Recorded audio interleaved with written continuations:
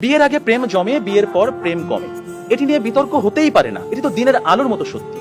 কারণ প্রেম হয় প্রেমিকার সাথে, বউয়ের সাথে হয় সংসার। প্রেমিকাকে আদর করে বউ বলে ডাকা যায়, তাকে লোকের কাছে বউ বলে পরিচয় করিয়ে দেওয়া যায়। কিন্তু কখনো বউকে কি শুধুমাত্র প্রেমিকা বলে লোকের কাছে পরিচয় করে দেওয়া সম্ভব? সাহস আছে আপনাদের?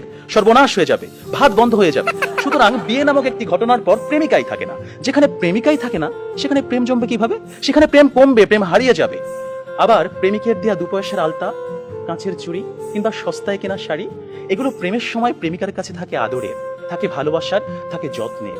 কিন্তু বিয়ের পর বউয়ের কাছে এগুলো হয়ে যায় চোখের বিষ।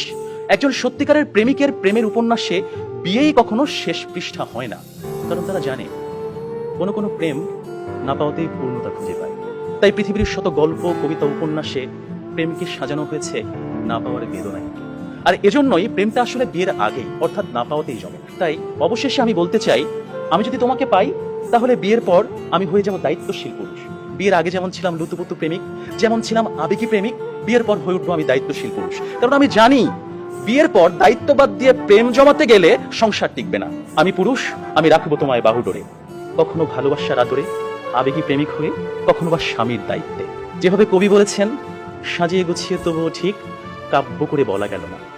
এজন্ম তো কেটেই গেল অসম্ভবের অসঙ্গতে।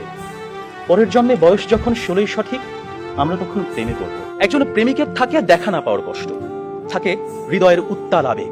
তাই বৃষ্টি কিংবা জ্যোৎস্নার রাতে যখন প্রেমিকার মন ভালো নেই, কিংবা যখন কিচ্ছু ভাল লাগে না, তখন প্রেমিকের থাকে নানা আয়োজন। মেসেঞ্জার কিংবা হোয়াটসঅ্যাপের ভিডিও কল থাকে উত্তাল। আমার জান, আমার জানটুস, আমার ময়না, আমার টিয়া, আমার হেটুস, তাকে কত রকমের সম্বোধন। রাত গভীর হয়, ওরা জেগে থাকে। শহর ঘুমিয়ে যায়, ওরা ঘুমায় না। ওদের কণ্ঠে থাকে গান, বুকে থাকে ছন্দ। কমলাবরণ মুক্তি তোমার, চাঁদের মতন হাসি, সত্যি করে বলছি আমি তোমায় ভালোবাসি।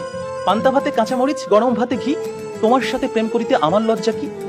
অথচ বিয়ের পর হাজারো হিসেবের ভিড়ে পদ্য, কবিতা, ছন্দ সব যায় উড়ে। আপনারাই বলুন, এইভাবে কি কখনো প্রেম জমে?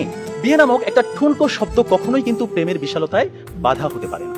বরং প্রেম হচ্ছে সেই অস্তিত্ব যেখানে প্রেমিক মন জানে জন্ম জন্মান্তরে তুমি আমার।